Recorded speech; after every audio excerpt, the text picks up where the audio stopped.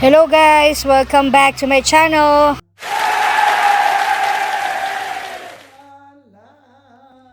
Tara guys, samahan nyo kami sa baba. Pupunta kami sa labas. Doon lang sa labas ng building. Kasi dadalawin daw siya ng friend niya na si Gila. Mas gusto kasi nila doon para makalanghap sila ng sariwang hangin. Pati maarawan na rin. Mas maganda pati yung ambience.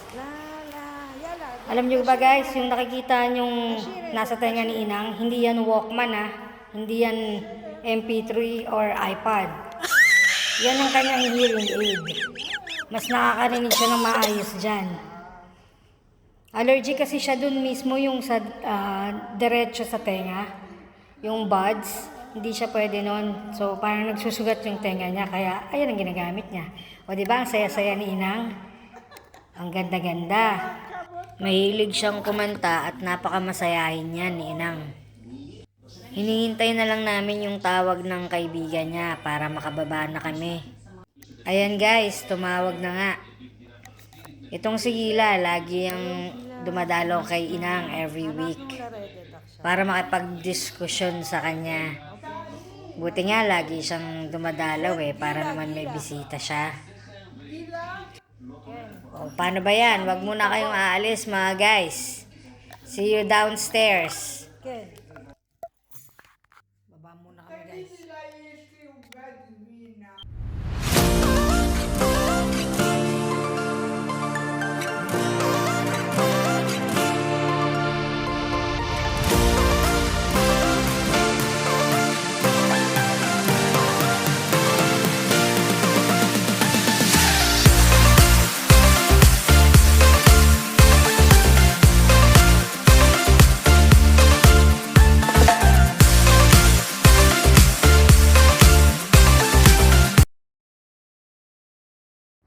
Guys, ito nga pala yung friend niya.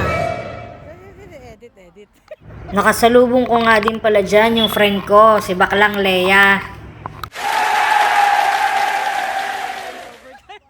May sinasabi nga sa dyan guys Ayan nga 200,000 daw yung sahod ng mga caregiver dito. Mamamalengke lang. Pero joke lang yon guys, huwag kayo masyadong naniniwala. Dito sa Israel, iba-iba ang sahod ng caregiver. Anyway, malapit lang nga pala dito yung supermarket. Kaya nilalakad lang din namin. May pahabol nga pala ako dyan kay Bakla. Sabi ko, mag-subscribe siya sa YouTube channel ko. At mag-follow din and like. Palambing din guys sa inyo. See you on my next vlog. Paalam!